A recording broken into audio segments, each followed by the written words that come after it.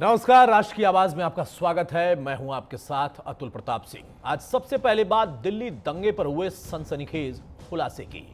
2020 में नागरिकता कानून के विरोध में दिल्ली में भड़के दंगे पर 5 साल के बाद बड़ा खुलासा हुआ है। दिल्ली पुलिस ने कोर्ट में हलफनामा देकर दावा किया कि दंगे के बहाने सत्ता परिवर्तन की एक बड़ी साजिश रची गई थी। हलफनामे में बताया गया कि कैसे सिलसिलेवार तरीके से उमर खालिद और उसके साथियों ने दंगे और हिंसक प्रदर्शनों की रणनीति तैयार की। विदेश से दंगे के लिए बाकायदा फंडिंग कराई गई, लेकिन सवाल है कि आखिर वो कौन है कि जो दंगा कराकर सत्ता परिवर्तन कराना चाहता था। कौन है देश के खिलाफ इतनी बड़ी साजिश जिसने रची, और पूरी साजिश करने के बारे में अब तक कुछ खास खुलासा नहीं, लेकिन 5 वो नाम जिनके बारे में अब हलफनामे में पुष्टि हो रही है।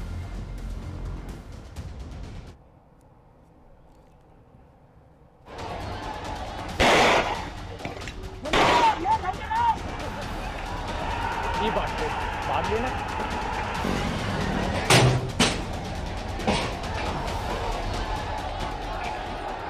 तारीख 24 फरवरी 2020, जगह नॉर्थ ईस्ट दिल्ली, वक्त दोपहर 12 बजे।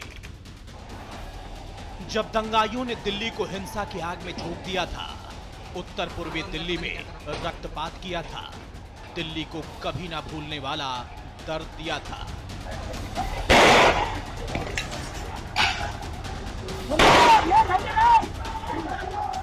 लेकिन दिल्ली दंगे के 5 साल के बाद जो खुलासा हुआ वो हैरान कर देने वाला है। हिंसा की साजिश का मकसद चौंकाने वाला है।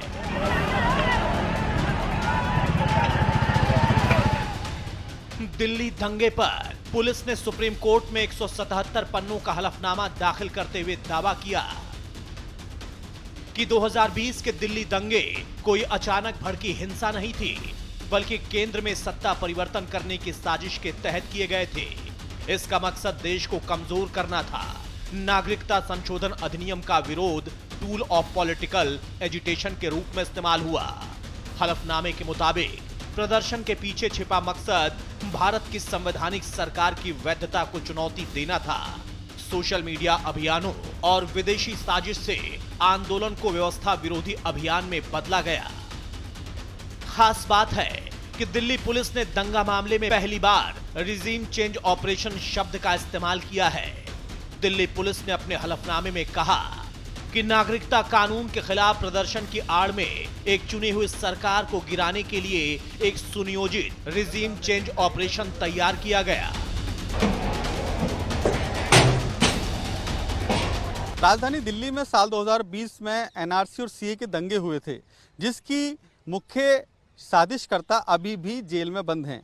लगातार पुलिस उस मामले पर जो सुप्रीम कोर्ट में याचिका लगी हुई है उस पर विरोध जाहिर कर रही है, लेकिन आज जिस तरह से 177 पेज का हलफनामा दिल्ली पुलिस ने सुप्रीम कोर्ट में दाखिल किया, उसके बाद कई बड़े चौंकाने वाले खुलासे हुए हैं, क्योंकि उसमें साफ जिक्र किया गया है कि सत्ता परिवर्तन करने की पूरी योजना बना रखी थी, जिसके चलते दिल्ली से शुरुआत दंगों की गई थी। यानी कि दिल्ली, बिहार, उत्तर प्रदेश, महाराष्ट्र, तमाम ऐसे राज्य हैं देश भर के जहां जहां दंगे फैलाने की साजिश थी।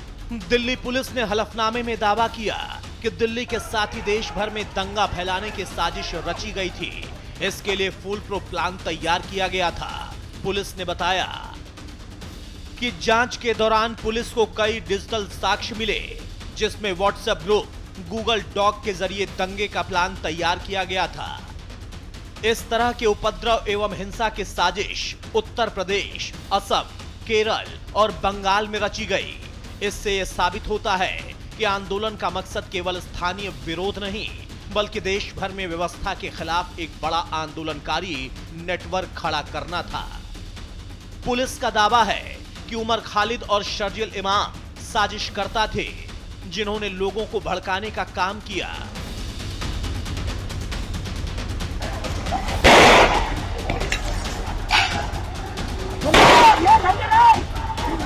इसमें उमर खालिद और शर्जीत इमाम कि मुख्य भूमिका सामने आ रही है। दिल्ली पुलिस ने जो हलफनामा दाखिल किया है, साफ तौर पर उसमें लिखा हुआ है कि अगर इनको जमानत दे दी जाती है तो ये फिर वही साजिश करके देश में दंगे भड़काएंगे, जैसे कि इन्होंने राजधानी दिल्ली में साल 2020 में दंगे भड़काए थे।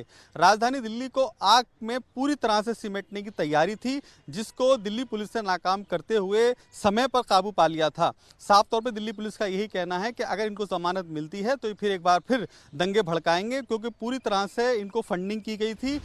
2020 में हुए दंगे को लेकर दाखिल हलफनामे में दिल्ली पुलिस ने बताया कि दंगे के लिए विदेशों से फंडिंग हुई, एनजीओज के जरिए आरोपियों तक रकम पहुंचाई गई, ट्रंप के भारत के दौरे के दौरान दंगे की साजिश रची गई। इनका मकसद भारत को वैश्विक स्तर पर बदनाम करना था। चैट्स में अमेरिकी राष्ट्रपति डोनाल्ड ट्रंप का जिक्र दिखाता है कि साजिश अंतर्राष्ट्रीय नैरेटिव बनाने की थी। दिल्ली दंगे में 53 लोगों की मौत हुई थी, 500 से ज्यादा घर जलाए गए थे, करीब 800 दुकानों को आग के हवाले कर दिया गया था, जिसकी जांच पड़ताल के बाद पुलिस ने दावा किया था कि उमर खालिद, शर्जिल इमाम, मिरान हैदर, शिफाउर रहमान, गुलफिशा फातिमा और मोहम्मद सलीम खान मुख्य साजिशकर्ता थे, जिन्होंने देश की सबसे बड़ी अदालत में जमानत याचिका दाखिल की है। लेकिन अभी भी 4 मुख्य साजिशकर्ताओं की जमानत याचिका सुप्रीम कोर्ट में विचाराधीन है। अब देखने वाली बात यह होगी, क्या इस हलफनामे के बाद भी सुप्रीम कोर्ट उन तमाम साजिशकर्ता आरोपी जो जेल में बंद हैं जमानत देगा या नहीं। कैमरामैन भूषण के साथ अली शरर, न्यूज़ इंडिया, दिल्ली। तो दिल्ली दंगे पर 5 साल के बाद हुए सनसनीखेज